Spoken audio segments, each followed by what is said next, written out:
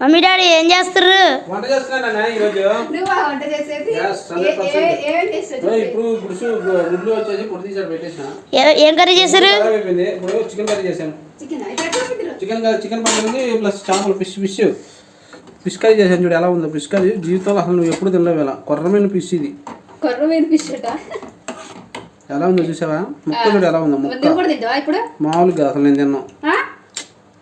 ముక్క చూడు ఎలా ఉందో. కాంబినేషన్ ఇది వచ్చేసి ఓకే కదా.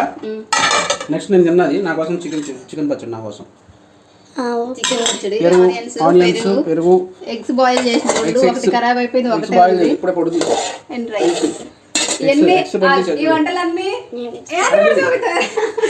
వంటలన్నీ డాడీ చేసింది మన కోసం స్పెషల్గా. వీడియో దగ్గర అంటే నీకు లైక్లే రావు, ఎందుకో వద్దు నేను రాను అంటుండే. ఫ్రెండ్స్ ప్లీజ్ లైక్ చేయండి. బాయ్ చెప్పు.